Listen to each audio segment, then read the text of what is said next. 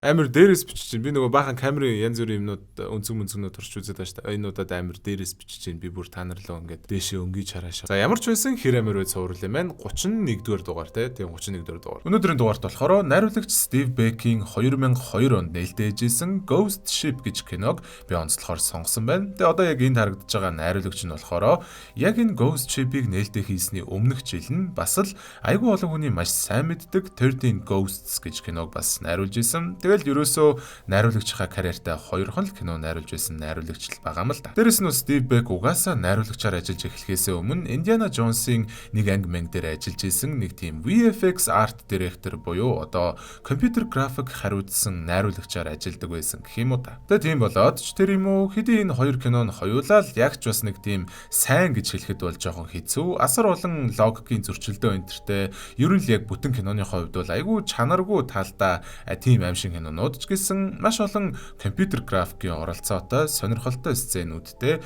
Тэгээ киног нь үзээгүй хүмүүс ч интернетээс зарим хэсгүүдийг харж байсан байж таардаг. Тийм kind of a cult followingтай алдартай тийм хоёр аим шиг кинонууд баггүй. За тэгээ тийм байна. Тэгээ өнөөдрийн бичлэгдэр бол хэдүүлэн Ghost Ship гэж кинон дээр нь нийтдээ хэдэн зочиод хэсэг гардаг юм бэ гэдгийг мэдэж аавн. За тэгээд бас те энийг хартаа энэ юу вэ? Тэрийг хартаа тэр юу вэ? Тэр бол өнөөдрийн маань бичлэгтээ хамтран ажиллаж байгаа Mountain Dew-нд амар гоё харагдаж байна.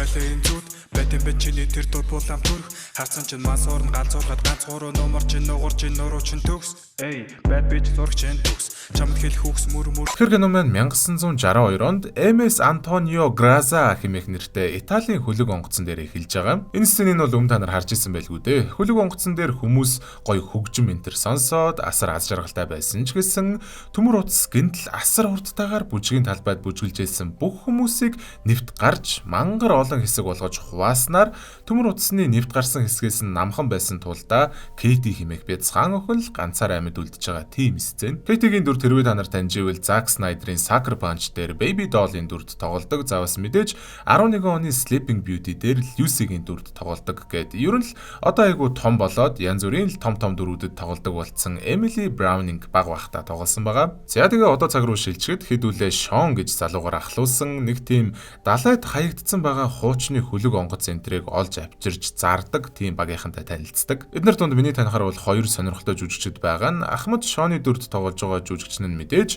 Bryan Singer-ийн Usual Suspects дээр Dean Kid-ний дүрд за бас миний өмнө бичлэг хийжсэн Hereditary кинон дээр манай Peter Charlie хоёрын аавд тоглодог жүжигч нь тоглосон байгаа. За бас Mander гэж нэг багийн гишүүнд нь сүүлийн хэдэн жилд асар айхтар алдартай болчиход байгаа The Boys цувралын Billy Butcher-т тоглодог Carl Urban ах маань хар залуудаа тоглолжээ. Ямар ч тач манай хэд нилээ хэдэн сар ажилласан ажлаа дуусгачаад ганц хоёр пив уусан шигээ сууж байхад нь Jack гэж нэг нисгэгч залуу тэднэр дээр ирээд саяхан олж харсан мангар том хуучны хөлөг онгоцоо тэднэр танилцуулдаг. Jack-ийн дүрд бас л мэдээж буруу эргэлтийн 1-р анги дээр Chris Flynn-ийн дүрд тоглодог Desmond Harrington ах маань тоглосон байгаа. Тэгээ өөр зөндөө олон ингэж хаягдсан усан онгоцуудыг хайдаг багийнхан байсан ч гэсэн Jack манай хэдийг энэ хавийнхаа хамгийн сайн нь гэж сонссон болохоор өөр хэнд чилэлгүйгээр зөвхөн тэднэрт л энэ ажлын саналаа тавьж байгаа юм байна лээ. Өөрөө 20% аваад багийнхан маань 80% нь хувааж авна гэдэг санал яг тэр олсон хөлөг онгоц нь асар том хэмжээтэй. Заваас тэгээд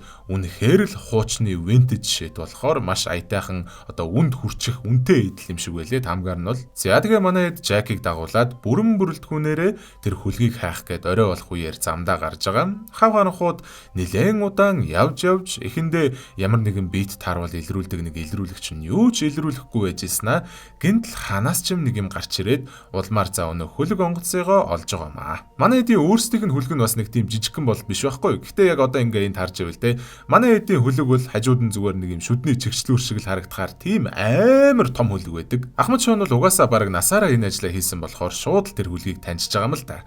1962 онд ямар ч чимээ энергүй зөв зүгээр байжгаад ор сурггүй алга болцсон далайчдын дунд үлгэр домог мэтлэл яригддаг Антонио Граза байна шүү дээ бурхан минь гэд бүр нэг тийм те крашлдаг селебрититэйгээ уулзж байгаа юм шиг догтлоод байдгийг. Бодлого зарим нь хөлгөндөө үлдээд бусд нь Антонио Граза руу орлоо. Ер нь л ямар нэгэн асуудал энэ төр ихэндээ анзаарагддаггүй ч гэсэн тэгээд угаасаа те аим шиг нэ үзэж байгаа шүү дээ хэдүүлээ.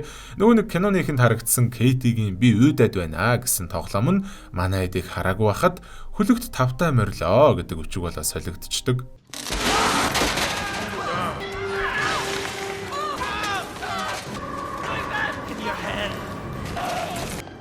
Тэ чаваас буцаж хөлөг рүүгээ орж ирчээд тэр нэг охины сүнсийг ч юм уу юуг чи харсан ингээд Маурин гэж эмэгтэй нь жоохон айх маягтай байж хахад нь Жек яасийн зүгээр үү энэ төр гээд анхаарал тавьж мөвөд бас хөргөөр. Энэ үеэр нь бусад багийнхан нь бол ийм үнэтэй хөлөг олцоход байгаа ч гэсэндээ яг яаж өөрсдийнхөө жижигхэн хөлгөөр энийг чирж явах вэ гэд толгоогоо гашлахсан л байж байгаа. Ядчил маргааш нь усан доогуур шумбах замаар шалгалт хийсэн чинь онгоцон доороо цоороод баг живээд эхэлсэн байж таардаг. Гэтэл нэгэн тийм үнэтэй зүйл болсон юм чинь яаж иж байгаад өөрсдөө засаад аваад явъя гэж шийдэж байгаа. Улмаар өмнө нь орж шалгаагүй янз бүрийн газруудаараа хуваагдаж явах үеэр Маурийн нөгөө охиныг дахиж нэг харангуудаа бассейн руу нунаж ухаалдаад буцаад ирсэн чинь тэр бассейн нь цусын сорж авснаа яг явсныхан дараа бөөл цус буцаж гадагшлуулаад бүр тэр бассейн нь цусаар дүүрээд дотуур нь бөөл цогцснууд харагддаг. Дараа нь Жек Маурийн хоёр бараг л нэг тийм хонглын давхар гэж хэлж болохоор юмар нь явж байхдаа усны цоргыг нээхэд бөөл цогцс манай хоёрыг үгтдгийм. Хамгийн гол нь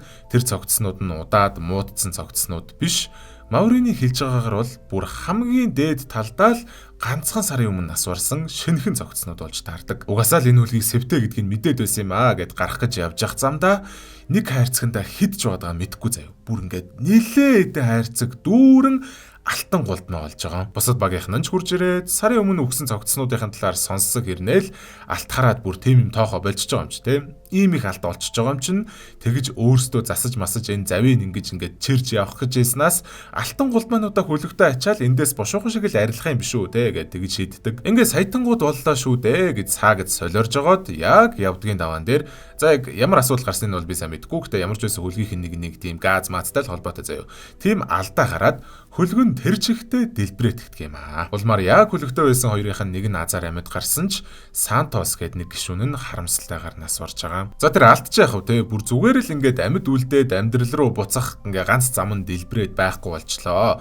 За бас багийнх нь нэг гишүүн үхээд эхлэе. Ямар л олиг байх вэ? Бөөнөрөө бүр ингээ айгүй хэцүү уур амьсгалтай болчихж байгаа шүү дээ. Нэгэнтэйгээ сүүлдээ бүр барилцаж авч маа те. Тэгээ арай жоохон тэнэгдүү гэх юм уу юу гэх нэг юм бүхэл юмд нэг санаа зовдөггүй хоёр нь чийлрээ сайхан галтгооноос нь олсон лаазсан хоолнуудаа идээд сууж исэн чинь эхэндээ бол айгүй дажгүй амттай дажгүй хоолнууд санагдчихсэн хэрнээ яг үнэндээ тэр нь лаазсан хоол биш бөөн өт хорхоонууд байсан байж таардаг.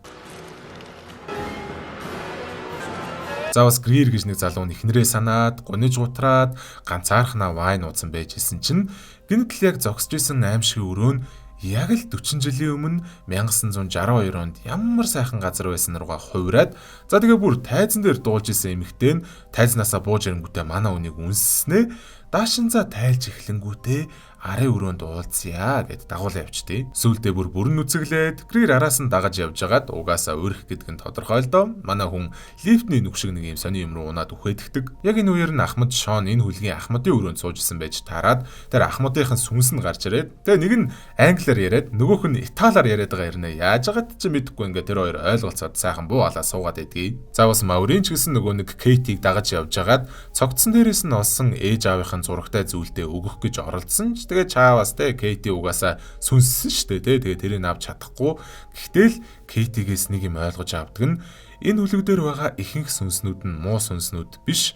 Кейти өөрөө одоо сайн сүнснүүдийн нэг гэсэн үг. Тэгээд анханасаа л тэр хэдийн амийг аварчих гээд эндээс яваа гэдэг дохио өгөөд энд тэнд нь харагдаад байсан гэсэн үг. Тэгээ бас дээрэс нь яг хин гэдгийг хэлдэггүй ч гэсэндээ нэг тийм энд байгаа сүнснүүдийн хамаг бүдүүн дарга гээд нэг тийм эвгүй сүнс байгаа юм байлээ. Тэр нь ерөөсөө Кейтиг манай эдтэй яриулахгүй байгаад ингээд контролдод байгаад байсан юм бил. За тэгээ сүүлдээ Ахмад тэр өрөөнөөсөө гарч явж байгаад нөгөө нэг дэлбрээд нас барцсан Сантос гэж гишүүн нь өөрийг алах гэж байна гэж хий юм хараад тэгээ яг үндэ тэр Сантос гэж харагдаад байгаа хүн манай нөгөө Маурин байгаад байгаа байхгүй юу. Мауриныг аргахгүй ирэхэнд Жек ирж хамгаалаад Ахмадыг цохиодмгадаг. Үлзий дээрээ бөөнөрө цугларсныхаа дараа Ахмадыгаа ч аюулгүй байлгах гээд өөрсдийгөө ч аюулгүй байлгах гээд Ахмадыг хоосон усны цоргонд хийгээд төгжчихдэг юм. Улмаар ямар ч байсан бушуухан шиг л энэ хүлгөө засъя. Тэгэхгүй бол энэ хүлгтэйгөө живж үхлээ гэж доор нь гарсан нүхийг бүглэх ажилдаа ордог. Ажилдаа орсныхан дараа Мауринд ягаад ч юм Кейти дахиж нэг харагдаад тэгээ энэ удаад яг өөрийнх нь нүдээр 1962 оны тэр нэгэн шөнө яг юу болсон гэдгийг нэг бүрчлэн харуулдаг. Тэр нь ерөөсөө л маш өндөр зохион байгуулалттай төлөвлөгөөт аллага байсан юм байлээ. Зөвхөн тэр бүжгийн талбай дээр хүмүүсийг ч алаагүй бүр ингээд завин дээр байсан бүх хүмүүсийг хэсэг бүлэг хүмүүс үе олноор нь хядсан байгаа. Тэгсэн шалтгаан нь мэдээж тэр нөгөө нэг те хонглын давхарт байсан алтан гулдмайнууд Угаасаа тэгээд бас хүн гэж заван амтан те. Дээр мисэн багийнхан нь хүртэл хоорондоо дотроо урууж нэгнийгээ алаад ерөөсөө ганц хамаг бүдүүн дарга л амьд үлдсэн байдаг. Тэр хамаг бүдүүн дарга нь болохоор манай эдийг ийшээ дагуулж ирсэн Жак байж тааруул яах вэ? Яг ч бас Жак биш л дээ. Одоо Жакийн сүнс нь гэх юм уу те. Жак угаасаа үгцэн. Тэгээд сүнс нь энэ хөлөгтөө хорогдоод гэх юм уу. Одоо ийшээгээ амьд хүмүүсийг авчирж алж одоо хөлгөө сүнсөөр дүүргэж амьдэрдэг нэгэн төрлийн сүнс цуглуулагч чөтгөр болж таардаг. Өөрөөр тайлбарлахдаа болохоор энэ миний ажил аа гэдэг байгаа. Тэгээд насаараа янз бүрийн нүгэл хийж байгаад өгсөн болохоор нь тамаас одоо манай үнийг шийтгэх маягтайгаар энэ ажлыг даалгасан юм шиг байлээ. Тэгээд хөлгөөрөө дүүрэн сүнс цуглуулад тэгээд тэрийгэ там руу явуулдаг тийм ажил. Тэгээд тэгж явуулахгүй болвол ингээд те угаасаа өөрөө чөлөөлөгдөхгүй өөрийнх нь сүнс нь бас үүр дэндээ гацна гэсэн үг. Маврын энийг мэдэж авчаад бусаддаа сануулах гэж оролдсон ч гэсэндээ айл хэдий оройтоод Жак айл хизээний Ахмадын тэгээ үлдсэн хоёр гишүүдийн гээд бүгдийг нь алдсан байдаг. Гэсэн ч Маврын сэргэлэнтэд хөлгийг дэлтлэх тесрэх бөмбөг суйрлуулад амжицсан байгаа. Угаасаа хөлгөн байхгүй болчвол тэгэл одоо Жак асар олон жил цуглуулсан сүнснүүдээ алднаа л гэсэн үг шүү дээ. Сүүлдээ тэр хоёр ноцолдож арай гэж нэг юм Маврын хөлгийг дэлбэлж чаддаг. Улмаар сүнснүүд нь ч чөлөөлөгдөөд Маврын ч гэсэн эсэн минь амьд үлдэж чадж байгаа. Тийм том дэлбэрэлт угаасаа хүмүүсийн анхааралд өртөлгүй яах вэ? Өглөө нэг онгоц ирж манай үнийг авраад яг сайхан бүх юм амар сайхандаа жаргаж ийсэн ч гэсэн Жак үхээгүй байдیں۔ Тэ нөгөө нэг алтнууд нь ч гэсэндээ зөв зүгээр үлдсэн юм байлээ. Тэгэхээр одоо Жак айгүй бол дахиад тэр алтаа аваад нэг өөр хөлгөн дээр очиод тэр нөгөө сүнсний цогдуулга дахиад шинээр нэхлэж байгааж байж магадгүй. Одоо юу гэж ойлгож болно. Тэгээ одоо ямарч ойлгосон болохоор л дуусчих байгаа юм л та. За ямар ч үсэн тэгээ киноны маань үйл явдлын дүрээ дөндөрлж байна. Тэгээ энэхүү кино маань кредит хэсгийн оруулгүйгээр тоолох юм бол 1